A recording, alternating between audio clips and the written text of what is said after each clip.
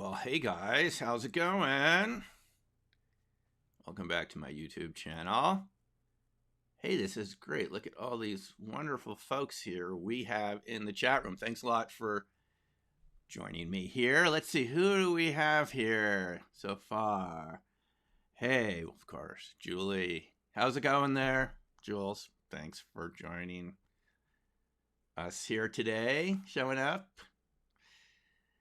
Middle child X37B, thank you. Thanks for all your great comments. Of course, Rob, thank you. Appreciate it. Appreciate your comments on the guitar song recently. That was really cool. And anyone else who is there, I thought it'd be fun just to do this little kind of open session here. You know, because usually, hey, Steve, how you doing? Usually when I present to you guys, I've really thought it out for a couple days, and I make those videos that I put, on my channel. And sometimes I do guitar pieces, and this all is like really focused stuff where I really planned it out or thought it through. But it's really nice just to chat with you too, and just have a little open session here. Since there's so much going on in the world right now, I really felt like we needed to do this, to have a little conversation here about, what's ever on your mind, anything you want to ask me, because, we're in a very situation I've never seen in my lifetime before, and probably you haven't either, guys, right? It's where we really don't know what's going on. Now, I have to admit, I didn't think this was going to happen with a virus outbreak that causes this level of kind of dislocation and concern and damage to people right now. I've been in this area for a while, and those of us who've been in this area for a while, like a lot of you folks here, we've been expecting some sort of release of information from the government, about these topics that we're really interested in, especially UFOs, but there's other topics too that fit in there. Otherwise, you wouldn't have the government sponsoring research at Skinwalker Ranch in Utah, right? As we knew that they did under, Bigelow and Bass and all that, right? So I was expecting maybe like you or some sort of eventual disclosure by now, and we're actually getting it, right?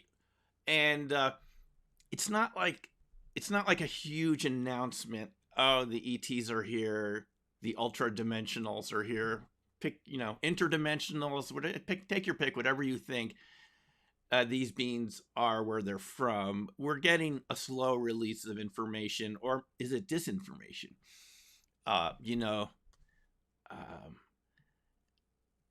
Yeah.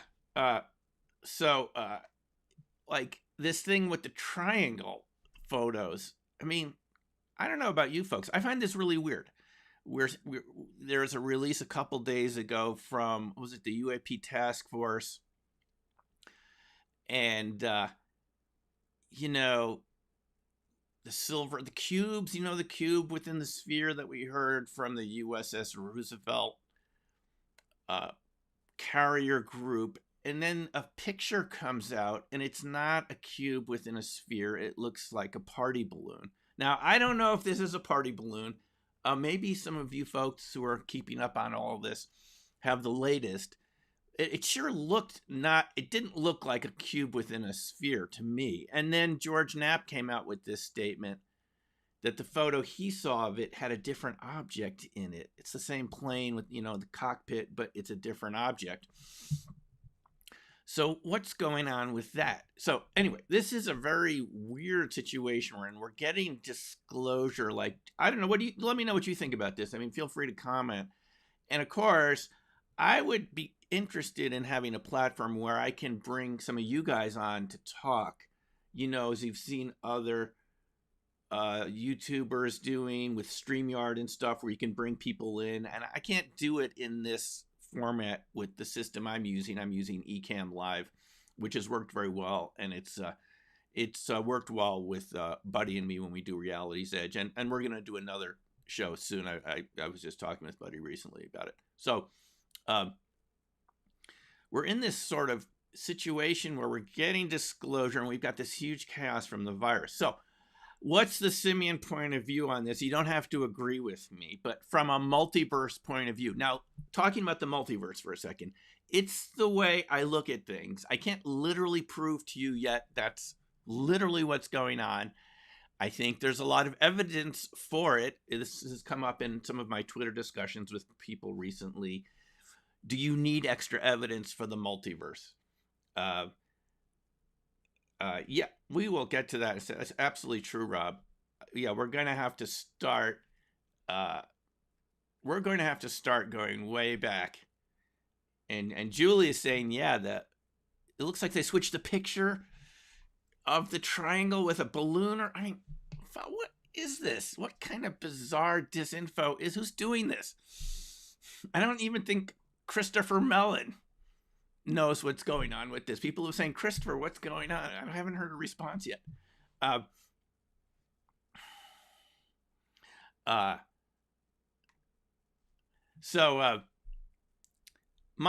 me just tell you my point of view on the multiverse thing.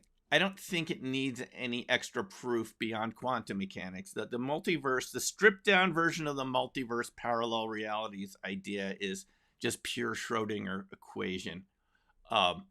Just pure evolution of the Schrodinger wave function, which describes many possibilities for any system, for a particle.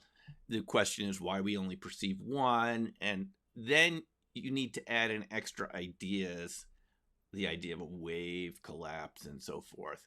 But the Everett stripped down version, I won't talk about this too much, but the Everett version of quantum mechanics is the leanest version you can get. It's what Sean Carroll calls austere quantum mechanics. It's pure quantum mechanics wave function with nothing else thrown in. And that describes a multitude of possibilities. That's where I'm coming from here. I'm not saying it literally has to work the way Everett said it does, but that's the idea. So if there are a lot of possibilities here, folks, I will just tell you quickly the Simeon point of view on this is that any situation presents itself with opportunities for you because it's a vast multiverse with vast possibilities. So even though, and this is what I want to say here before we just get into some Q&A here, we're hearing a lot of negativity, and obviously there's a lot of stress out there. People are getting sick. I know people who've gotten this COVID. I just got my test results back. I did decide to go get a test result, but it wasn't what I thought it was going to be. I thought I was going to find out if I'd been exposed to it. And in Boulder County in Colorado, there's free testing, and I just decided to do it. But it only shows you if you have it at the moment. And my test came back negative. I was actually curious if I actually had been exposed to it when I was in New York City last March, when I got really sick coming back here to Boulder. And I wasn't sure if that was it or not. And nobody knows. Even my HMO, Kaiser, couldn't tell. So this is what a mess this is nobody really knows what's going on. Even your health professionals don't know what's going on. So if we don't know what's going on with a virus situation like we're in right now, how do we know what's going on with all of these other interesting phenomena that you and I have been, guys, we've been studying this for a long time. And I want to say thanks to Julie for introducing me to Dave Scott, because Julie got me on the Spaced Out Radio show last July. Remember that? It was really interesting, Julie, by the way. Remember, I went on the show with him, and I'm at a friend's house in central Washington State, just visiting there in July, beautiful time of year. And we're out there, and we see these weird flashing red lights about a mile or two apart in the sky. I don't know, what could spread out over that large distance? Not Skylink is going across. It was flashing and slowly moving across to the west, but in the middle of the show. And I didn't hey, Jason, how you doing? Happy to have you here. Thanks again for showing up, Jason. We've had Jason here on our interview at Laughlin, right? And you've shown up at a couple of these YouTubes, so thank you. We saw this huge object in the sky, and I told Dave in the middle. Anyway, Julie introduced me to Dave Scott, and Dave Scott's a real Bigfoot student of how do you say this? Researcher. And this is another fascinating topic. Uh, oh, thanks a lot, Lawrence. Appreciate it. Yeah, it was really fun interviewing Kevin and Jason and Patrick uh, and was it Gary at the at Laughlin? Hey, Gary, you're here too, guys. Well, now we're gonna have some good Q&A because I'm really curious to see what all of you think about what's going on with this disclosure. But the point is, we've had a lot of evidence coming out, and I've been looking at the Bigfoot issue a little more. Now, let me just tell you my take. I'm not going to say exactly what I think all of these phenomena are, but coming from a multiverse point of view is if you pull back the veils and you start seeing a little more into this sort of broader, bigger universe that we're in, that it's actually other aspects to it. You know, we read about dark matter, dark energy. I was just reading in Science this morning about dark particles. These are entities that you don't normally see and don't normally interact with your scientific equipment, but the evidence shows that they're there. And this has been going on for a long time in science. Just a quick example, Majorana fermions, these particles that are also antiparticles. Okay, this is Eterane Majorana in Italy discovers or postulates the existence of these.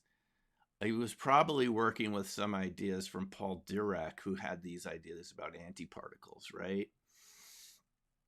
And you get the idea, the multiverse kind of parallel universe idea goes back quite a ways. Well, Majorana postulated these. Then he disappears, I believe, during hiking or something, and he's never seen again. He leaves us with these Majorana antiparticles, particles that are both particles and antiparticles. Do you think that's a freaky idea? Of course it is. But now in the past couple of years, there's been evidence that scientists have observed these particle-antiparticle pairs in the lab. There's evidence for them now. It takes a long time for science to catch up. Now, all of us here, if you're listening right now on the channel or listening later, you know, there's a lot of evidence for all these phenomena, but we've been kind of pushing it aside. And, you know, it's pretty clear that, you know, we avoid things that are really different. I mean, and that's been my point of view since I started interviewing witnesses to these UFOs and now UAPs.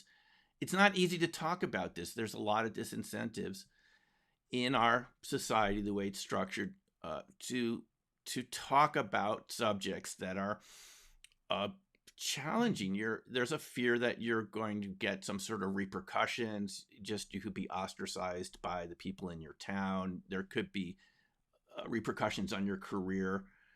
I was talking with a friend the other day, and he just mentioned James Comey, who, do you remember Trump fired James Comey, the head of the FBI, a couple of years ago? And he did it 2 days before Comey was going to get his retirement benefits. And that's what Comey was really upset about, losing his retirement benefits. If Trump had waited another 48 hours, he would have gotten his retirement benefits. So this is real, and it affects people, anyone who's worked in the government. This is going to affect you. There's a fear, and you know, Jason and Gary, you guys were very courageous to come forward with this story. The four of you and now other witnesses who Dave Beatty's interviewed recently, Cameron, was it Cameron Carzell, or is it? I think, Gary, you mentioned that you had actually knew this guy. You said, if this guy says, whatever this guy says, this is real, because he was even deeper in the ship than we were in the kind of the secret intel part. Cameron, yeah. And so Dave had to do 2 interviews with this guy, because the first, if you remember, the voice was substituted with an Arctic kind of Carson. It's not Carson, is it? Cameron? It's with a K. Camerzell. I think that's it. And so the 4 of you came forward, and now other people are coming forward. And with Camerzell, he actually had to change the voice initially, and then Cameron said, I'm Carson cameras. Yeah. So he said, I'm okay with it. And he came forward, and there's a second interview. And it got really complicated because he was raising all these questions about Fravor's experience and if Fravor was telling us the truth, which I think for a lot of people was a real shock, because I don't know about all of you folks, but I had friends who are not really into this, who just read the news and stuff, who started hearing about this. And when I told them about Camazel's ideas that possibly Fravor was, I mean, I don't know this for a fact, but this is what was being suggested, is that Fravor wasn't telling us the whole thing either, or there would be a lot more agreement between you guys, Gary, Jason, and the others, and what Fravor was saying. And there's some disagreement there. So this is a big kind of confusing situation. Now, my feeling about what's going on at the moment is there's a lot of opportunity for something really big to happen here in this huge information gap that we're in because of the COVID situation. When I talked to my HMO a couple of days ago, Kaiser here in Colorado, the doctor, it was a text exchange. The doctor said, even if you get an antibody test, it's only good for 3 months. You might have had it, and then the antibodies go away. Then I read in Science this morning, it's not 3 months, it's actually 5 months, to this latest study from Mount Sinai Hospital in New York City. And you get at a minimum those antibodies that you develop against the spike in the coronavirus. Hey, Steve, how's it going? Long time no see. Yeah. Nice to see you again, Steve. Steve is from the UK. We actually got a chance to meet the last time I was there 2 summers ago. Yeah, Steve's great UFO researcher over there. It was a lot of fun meeting with Matt Williams and others. We had a good time there. There's so much there's so much disagreement right now, and so much lack of information. So, as I was saying, this magazine article in Science, just the latest issue, says, no, you keep your antibodies for 5 months if you've been exposed to the coronavirus, and maybe longer. And so that's double the time what I was told. So there's a big gap in our scientific knowledge. Now, science likes to present itself to us as something that's really certain, right? That there's a consensus, and that, trust us, we know what's going on. I think that's BS. I don't think science ever really knows completely what's going on, or you only focus on the things that you do know very well, and those might work very precisely, but that doesn't mean that you know everything that's going on. And in this case, we see there's just a huge gap in the knowledge about the coronavirus. And that leads me again to the question, I'm sure you guys agree. So all these phenomena, UFOs and cryptids and things, RV, precognition, crop circle effects on our camera, the electromagnetic effects of crop circles, which, I've talked about before, I've seen many times. So those topics now, to me, seem more important than ever, because if there's this much that if we don't know a huge amount around a virus that has been studied before, and it can change and it can mutate. What does it say about these other topics? To me, it makes them even more plausible before, simply because when science tells us, oh, just ignore it, we know, well, why should we ignore? That's what we were told to do with the coronavirus, and look what happened. I don't know about where you live, guys, but I'm seeing a lot of businesses shut down around here in Boulder. This is a real challenging situation. So, so this sort of dislocation. Now, when more news comes out about the reality behind these UFOs, I don't know if it's going to come from, folks, let me know what you think about this. Is it going to come from these triangular UFO? This Dave Beatty apparently did a very good artist's rendition of it, showing up in front of the F-18 from, I think, if guys, you can correct me, from the Roosevelt Group in 2019. Is that it, this triangle? Well, we haven't seen the photo yet, because somebody, is that right? The government hasn't released it. I think we're good. Okay, I could be wrong, but I'm going to go out on a limb here. Here's what I think is going to go on. I think we're going to be seeing a greater release of this because there's obviously a group within the government that thinks we need to be talking about this.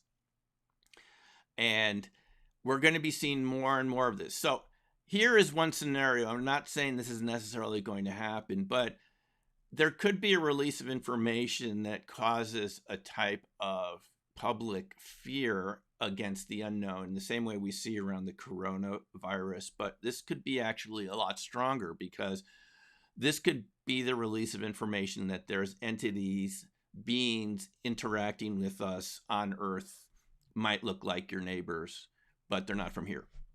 They're from somewhere else. That is one possible scenario here. And I'm just saying this based on all the people I've talked to over my couple decades doing this research. Is we're only getting the tip of the iceberg here. You know, the tip of the ATIP iceberg. And isn't that what Harry Reid said in the movie? I think you probably guys have all seen this by now, the phenomenon. When Jamie Foxx says, so you mean we haven't seen most of this information? And if you listen to some of the interviews with Jamie Foxx recently, like with Joe Rogan, he said there was a huge pause there. They cut it in the camera, but Reed took a sip of water, and it was a long time. And he finally said, I'm saying we haven't seen, most of it hasn't come to the light of day. I think that's the quote. So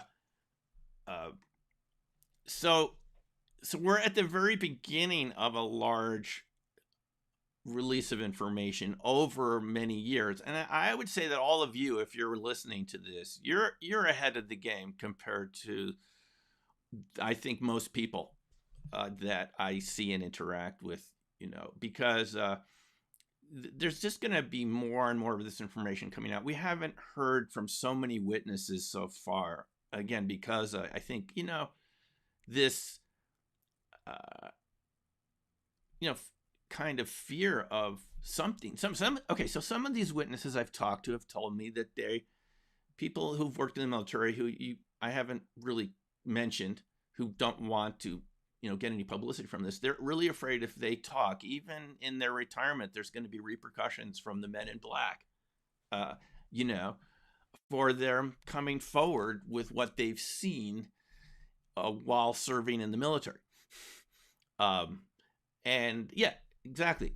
You know, Jason's saying there's a stigma, and there's a stigma, there's ridicule, there's outright hostility. And I remember one of these UFO conferences that I went to, and I'm really glad over the years I went to a lot of physical conferences about these topics, went to lots of UFO conferences. You always have to separate out the wheat from the chaff, you know, no pun intended. But at one of these, not too long ago, the Open Minds UFO conference outside of Phoenix, Fountain Hills, Arizona, you know, there was a panel consisting of the Travis Walton case. The brother was there of Travis and the sheriff who were there at the time. And, you know, I still remember the brother saying of Travis Walton, if you think my brother would have made this up, if you knew what a fundamentalist town this is, religious wise, how much ridicule we had to endure based on his encounter and negative publicity, you would know. If you had visited our town, no one would ever make something like that up, just because the consequences are so severe. People never spoke to them again. People made fun of them for a long time, the whole family. So my view on this is, it's not just a question of the evidence, obviously. It's a question of people feeling comfortable sharing their stories. Now, you know, just from some of the folks here, Jason and Gary, you guys had a lot of courage to come forward and talk about this.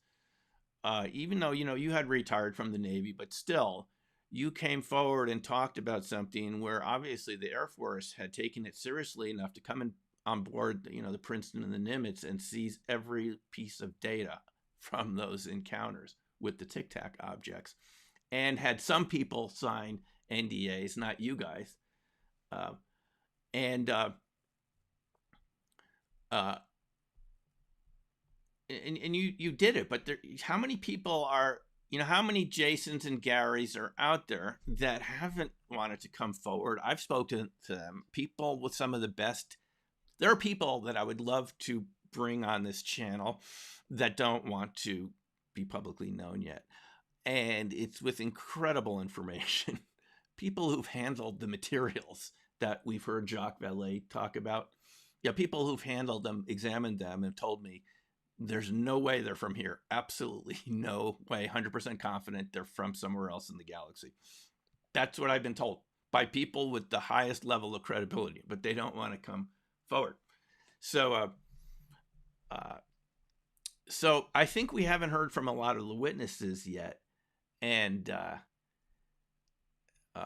this is what I think is going to change things. Is we're going to have more witnesses come forward and so forth. But what do you guys think? I mean, what is the next step? We're getting information, but we've had so much information over the years, and we've had this a real blowback from the government and other institutions to ridicule it. And now it's not being ridiculed all of a sudden. So anyways, we don't know what's going to happen in the future, but I guess my point is, I think that, okay, so Jason is saying there's at least 4,000 from the Nimitz and 390 that haven't come forward. So that's all the other people on the ship, right? And weren't some of you guys saying that so many people on both Princeton and the Nimitz knew about this, were talking about it? It was the scuttlebutt, as you guys in the Navy call it, right? Yeah, so got some good comments here.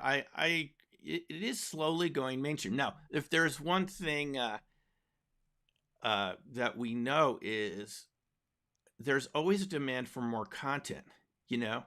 And I think this topic is going to keep coming back because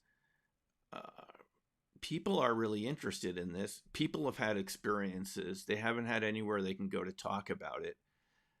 And it's there. And if any country is going to make a big change in this, it's going to be the United States, because we have this tradition and this infrastructure of having public dialogue, having a government that's accountable to the public and so forth. And we're the ones that are going to demand that. We want to know what people have experienced. I know you do. What have people experienced? Will people have the opportunity to tell their stories? UFOs now are going mainstream. And what about some of these other topics? I've talked to a lot of people that have, people who've been out in rural areas in Colorado here that have seen Bigfoot. I haven't seen Bigfoot. I haven't had any encounters, I remember. But you may have had some encounters. I believe, Julie, you had an encounter, didn't you? Was that your encounter that you sent me the other day? I think it was from someone in Indiana. Was that you as a youngster? I wasn't quite sure about that. So that's my view, is that there's going to be a kind of a momentum of people. This is going to be healthy. This is not just someone here and there. This, as you're just saying, Jason, there's thousands of people from the Nimitz. There's hundreds from the Princeton that we still haven't heard from. And it's still such a fascinating story. So I expect these sorts of things to kind of go more mainstream just because people are interested, and it's coming out, I think, as Middlechild said, it's coming out. There have been a lot of people on the Rogan show and the other shows. But so here's the thing about how these sort of things change in the future is the whole system changes in unpredictable ways. That's just my bias as someone who's looked at chaos theory, is you don't know exactly how it's going to evolve. None of us do. Because as more witnesses come forward, it interacts with the media. The media can change their tune quite quickly when they feel it's their advantage. I mean, they could go from being the lamestream media to the mainstream media if they took this more seriously. Obviously, there's many people at the moment that are pushing for it to be taken more seriously. So when that shift happens, when there's more open dialogue within Congress, I mean, just as an example, so Vice President-elect Kamala Harris apparently is, correct me if I'm wrong, on that Senate Intelligence Committee that was briefed by I'm not sure who did the briefing. Was it either Eric Davis or Hal Puthoff? From what I heard recently, was one of the people giving the briefings. So there's a lot of little factors here, I think, that could open this up, and we could start going in very interesting directions here. But again, the whole point, from my view, the way I apply this in my life, and it's up to you, you don't have to do it this way, but this is how I do it, is there's opportunity there. I mean, there's something positive in the uncertainty. It's not something to be afraid of. It's not something to hide your head in the sand like an ostrich. This is something that's been around for a long time, this phenomena and these other phenomena. And it's can only lead to good things if we start opening up and talking about it. Who knows where it could lead, but there's so many possible benefits from. We talk about this in the UFO subject all the time. I mean, one of the ones that I shared, there was that aerospace roundtable with Mark McCandlish where they were talking about you guys all know this story, the Norton 1988 Air Force based event where Mark isn't mentioning his last name anymore because he's had too many repercussions. Brad has had too many repercussions from. Okay, so Julie's saying you did have a Sasquatch sighting. So I mean, we talked about this at the RV class, Julie, I think, but I can't remember the details. I'd like to find out more about that. So Gary's saying yes. Yeah, we haven't experienced a lot of this. And, I had someone on Twitter, you saw the other day, saying, he said, I've never experienced UFOs. I don't know anybody who has experienced UFOs. So it's only a tiny minority of people because I haven't experienced it. And I don't know anyone who has. But the thing is, you don't necessarily know if you've experienced it because we tend to forget. And I can tell you this from having taught RV for a long time, folks. There's a lot that you see and perceive every day that is not in your conscious mind because we're all so busy. There's so much to do and we're survival oriented. It's just pushed out of the conscious mind. And we don't remember a lot of what we experience, even just the saccades of our eyes. The way your eyes move back and forth. You don't see it when you look in a mirror, but you can see it from looking at other people, as our eyes are always bouncing around, looking around the room, scanning. I forgot what they called it in that video. Smooth pursuit. Is our eyes are designed to handle smooth pursuit just from predator-prey interactions and so forth, danger. And we don't see a lot. And with the way our eyes bounce around, we actually miss about 4 hours a day, even with our eyes open. Can you believe that? From blinking. So we don't really see what's going on around us. So if our culture is still negatively tuned against talking about these subjects,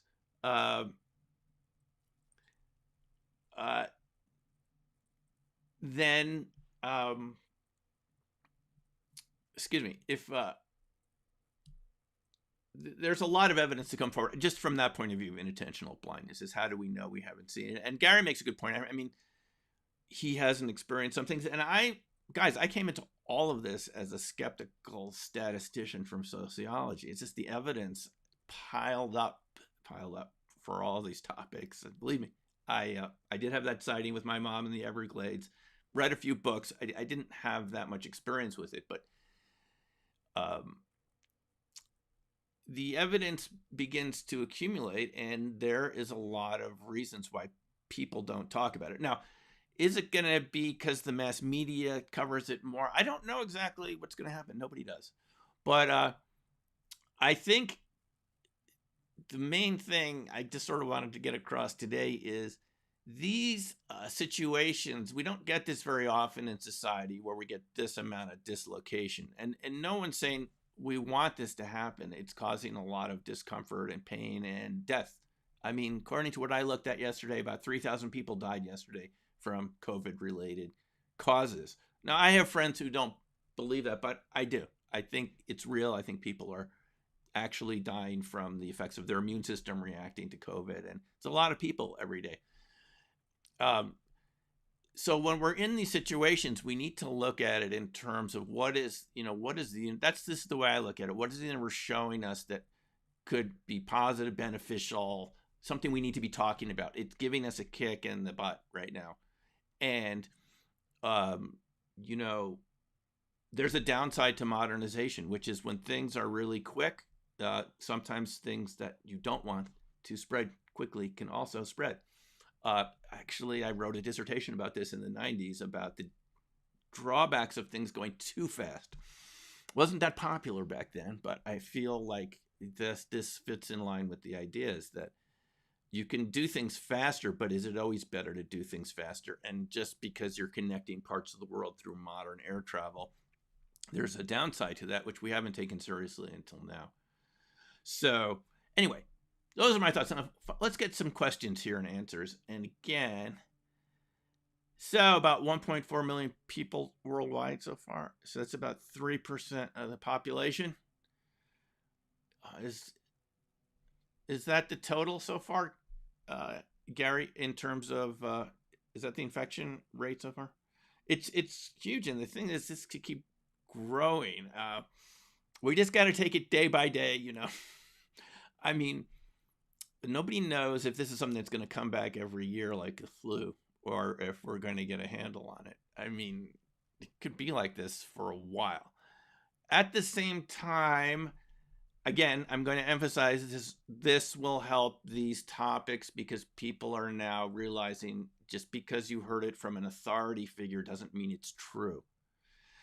Your doctor may not know what's going on, health officials. And if that's true about this topic, that means maybe the other things they told me aren't necessarily true either.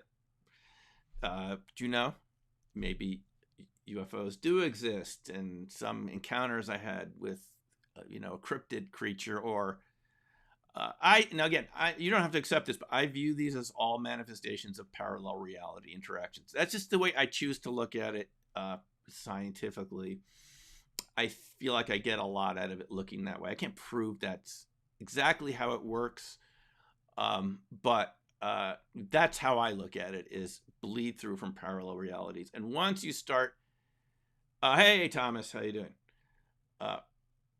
3%, it grows exponentially. And so the thing is, I think these topics, those of you who've been investigating this for a long time,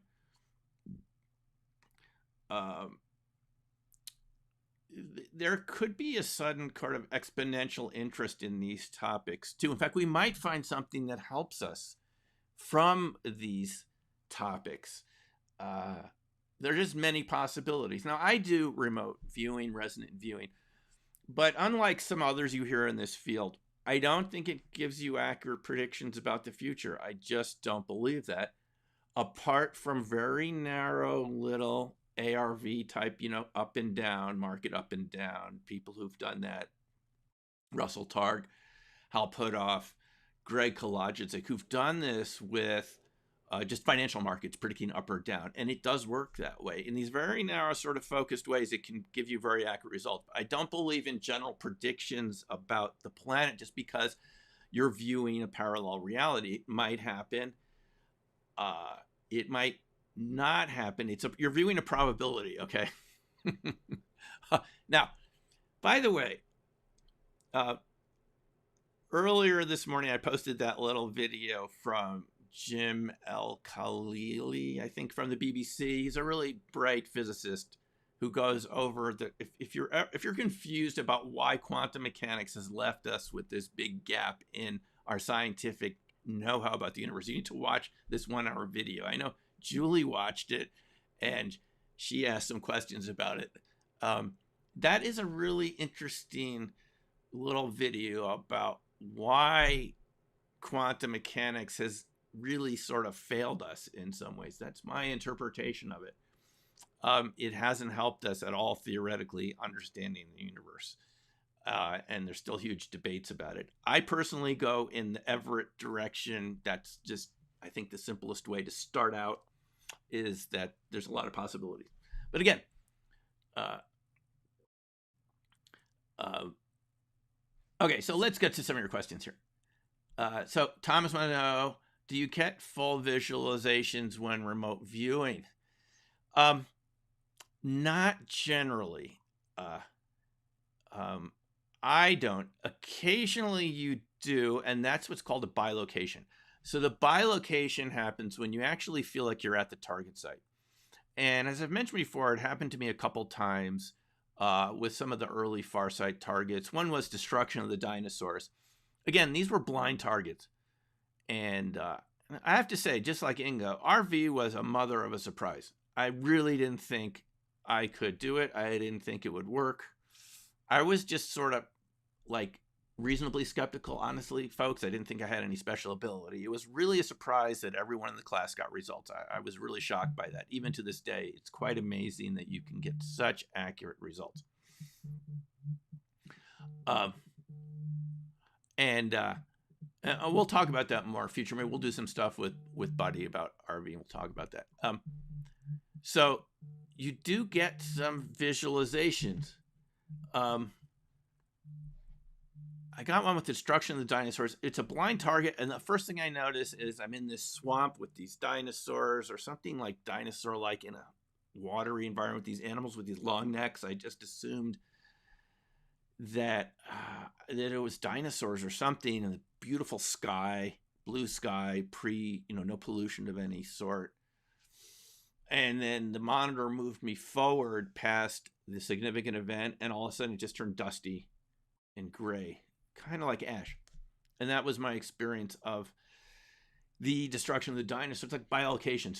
So Thomas, that was kind of like a full visualization. I also had there was another Farsight target we had way back, when I was doing this in the 90s. It was Japanese attack on Pearl Harbor, preceding our entry into World War II. And that was like, I saw these little things at the horizon that I thought were bees, and they turned into planes with pilots. And that sort of felt like being there. But to be honest, Thomas, and this is a good question, it comes up a lot.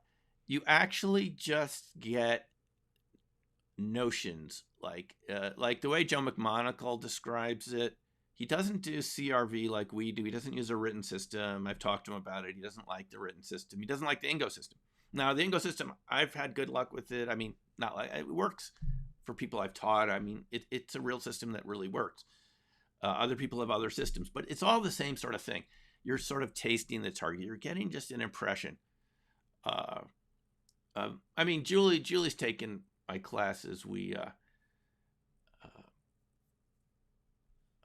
did a class in Coeur d'Alene, Idaho, a couple of years ago, which was a lot of fun. And that's just my feeling of it, is you get this very faint impression, and the training is to write it down before you edit it out. So you don't always get strong visualization. Some people don't get visualizations. They get sounds or tastes, because everyone's wired differently. And so everyone has a different experience of RV, and it's not always a strong visualization. It's not a very strong signal at all. It can be very faint. The RV training, Thomas, comes in when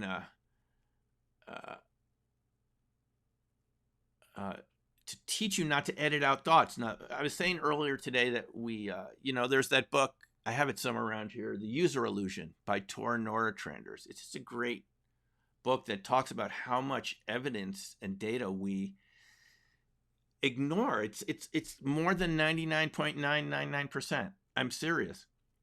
We're only consciously aware, according to the physiological research, of a tiny fraction of all the information that comes into our senses every day, plus all the other senses that Ingo believed exist that science hasn't discovered yet. Ingo was up to about 20 senses when he gave us his lecture in Austin in 2002. So it's about learning not to edit out your thoughts, removing the fear of failure, and just letting a stream of consciousness come across and writing everything down. And when you subtract out the noise, the stuff that seems too... Let me say one more thing, Thomas, about this. The stuff that's too 3D, you're suspect of. It tends to be noise. If it's too Technicolor, and correct me if I'm wrong, anyone who's done done RV is this: the too much 3D solid looking objects tend to be your conscious mind creating noise. And so you're suspect of that. So it's kind of separating out the signal from the noise. And that's how you do it. And by the way, you know, I have that free little mini class that describes this in great detail. It's at learnrv.info. Learnrv.info. And I have a little mini class. It describes this. You can just go through it and see a longer description of what I'm talking about. So RV is just fascinating stuff. It's great stuff. And it just shows us that beyond the everyday things that we're normally focused on, which are important, and like some of you here right now, when you're doing some jobs, you need to be completely focused on what you're doing right in front of you. You don't have time for the other possibilities. You need to be very focused and very precise. At the other side of things, we also have other abilities that come to light when we're not so focused. And that defocusing allows other information, broadband information, to come in that's also equally useful. Now, Vangelis for music. Oh, Vangelis, such a great keyboardist. Yeah. Any RV data on coronavirus? Not yet that I've heard. I don't know, and I'll let you know if I hear anything that sounds useful. I mean, at the moment, you know, stay healthy, keep yourself healthy, do whatever you have to do. I'm happy to give you little pointers of the things that I take, you know, supplements and stuff. But you've heard about all this zinc and vitamin C and other things like that. So about guitar, thanks, appreciate it. I will be doing other live streams where we just do guitar. It's a slightly different setup than this. I'm happy to do some more guitar for you. Now, that's a perfect example, though. You know, I've been playing for so long, since I was a teenager. My mom taught me alternating bass.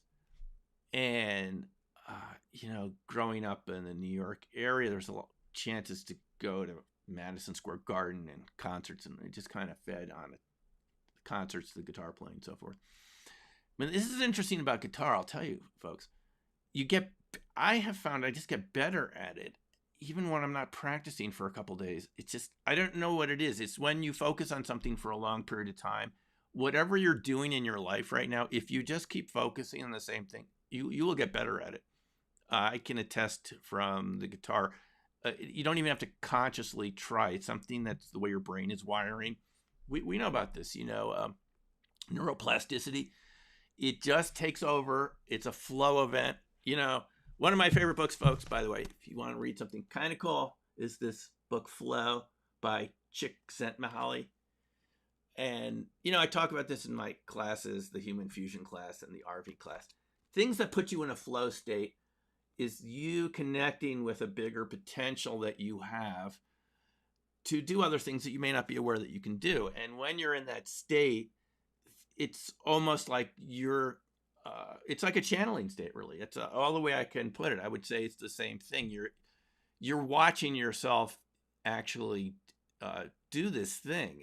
And when I play guitar, it's almost like it's not coming from the same part, the talking part. It's another flow state, and it's fascinating, great thing. And I'll do somewhere I just play for you without the rest of this that we're talking about right now.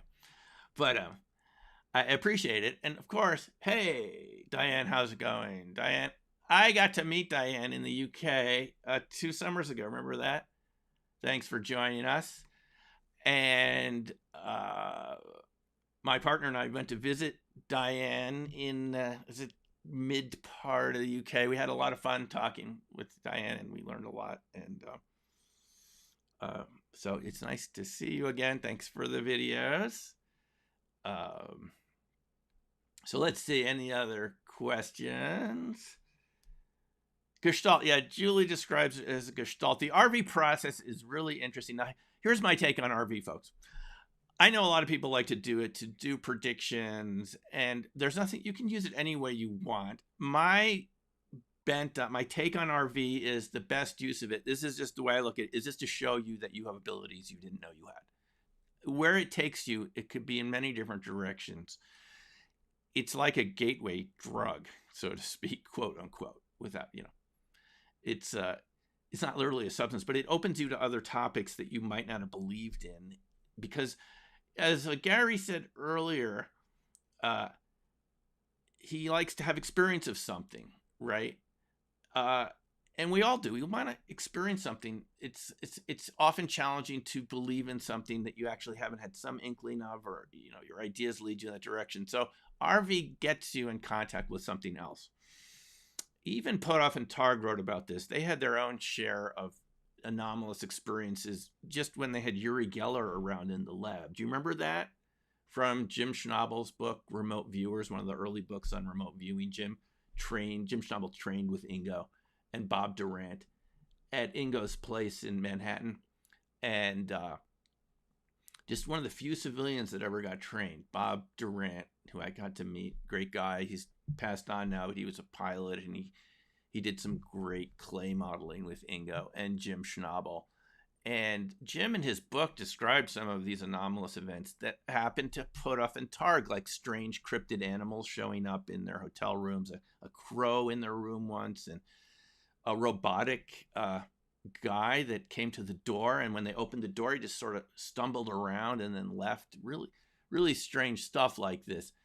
Russell Targ describes something that Buddy and I have talked about on Reality's Edge a couple times, which is these ports, right? These things that just fall, solid objects that just fall to your feet out of the sky. Russell Targ describes this happening to him with Yuri's. It was something that he had lost, a tie pin. Had been missing for a long time. It showed up in an ice cream cone he was eating. Totally unexplainable. Another time, something fell in front of their feet. So, Russell is not an inexperienced witness. This is a highly skeptical laser physicist, and he experienced this when Uri Geller was around. So that's why these phenomena tend to come in groups, and it's not always so easy to separate.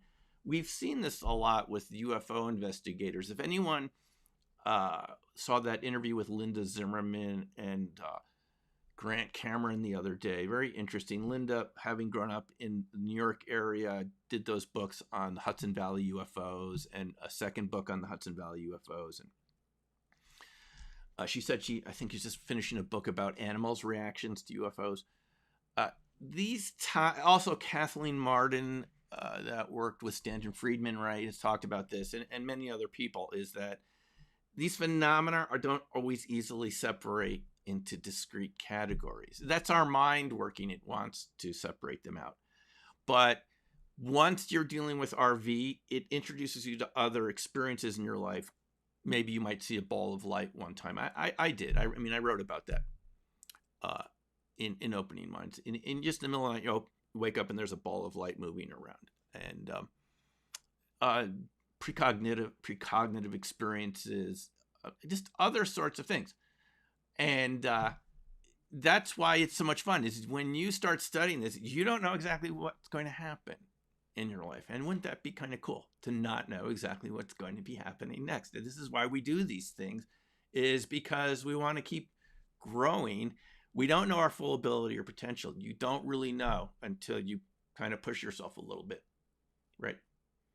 So, any case, I want to get some of your questions here. You guys hear me talk about this stuff all the time. I think you know where I'm coming from. Yes, another nice comment here from Gary. Reality exists on a lattice work of infinite universes. And that's sort of the way I look at it.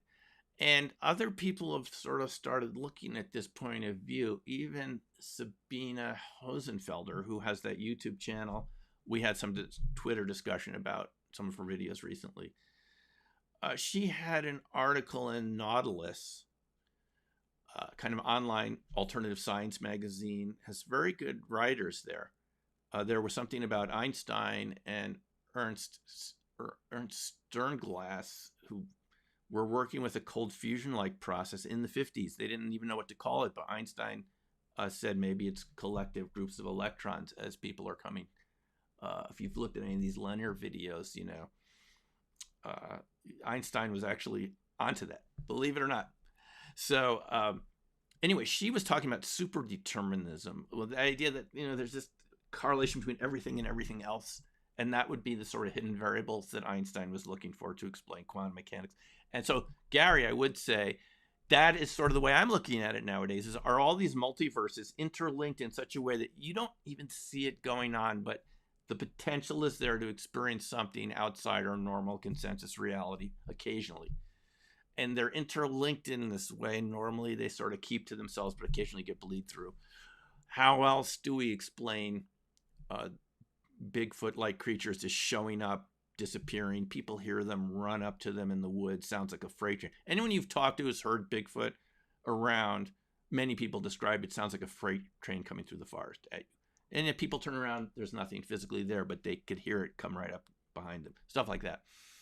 That to me is a kind of a slipwalking, multi-dimensional effect.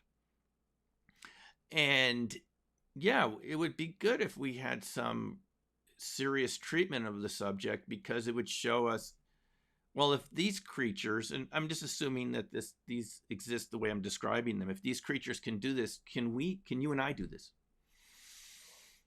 Right? Do we all have this sort of extra special abilities that no one ever told us about? Some of us discover later in life, like I discovered RV, or any of you, what you've discovered.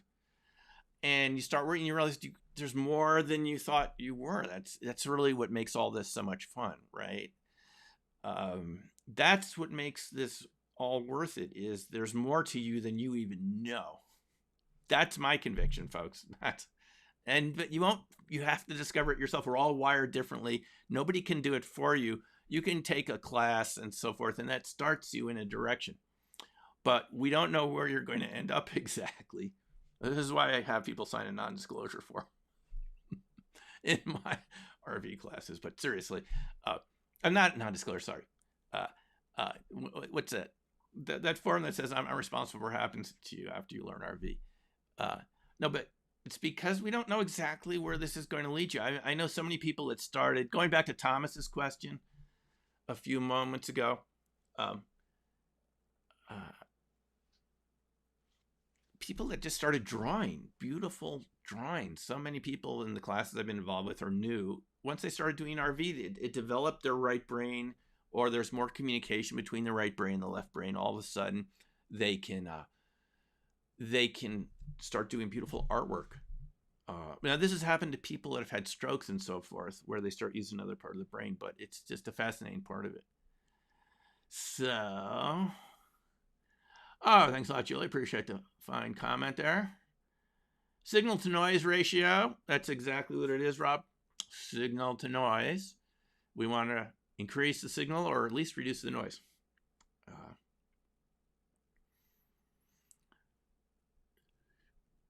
Yes, thanks. Great comments here. Maybe, yep. So Thomas is saying where COVID came from. Maybe it started in China. Did it start from a bat? Did it start from a pangolin, or a combination thereof? Accent at the left. We'll have to find out. Preconscious processing. Oh, yeah, the Galactic Federation stuff. Yeah, that's right, Dan. We visited in 2019. Yes, you remember that incident with your car? I still thought about that. The windows rolled down by themselves. That was so weird. All of them, we came back, and Diane's car was wet on the inside. The windows had rolled down by themselves. That's still a mystery to me, Diane. I know maybe that type of car does that, but I'm still wondering about it. The Galactic Federation stuff. Now, this is so fascinating to me. Can you imagine the Galactic Federation comes up, and someone posted on Twitter this morning, I forgot who it was. There was, from those declassified CIA documents in 2000, someone had done a viewing on the Galactic Federation in 1988. So, yeah, for one of the intel agencies. So it is really coming back.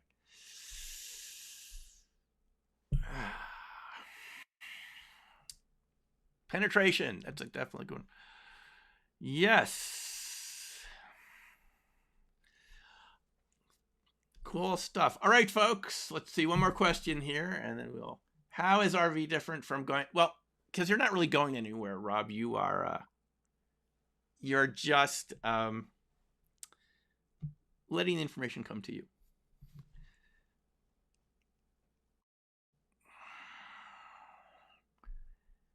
Okay, folks, thanks very much. We will see you next time. Thanks for joining, and I'll leave it open for a while. Take care, and we'll see you soon. Okay.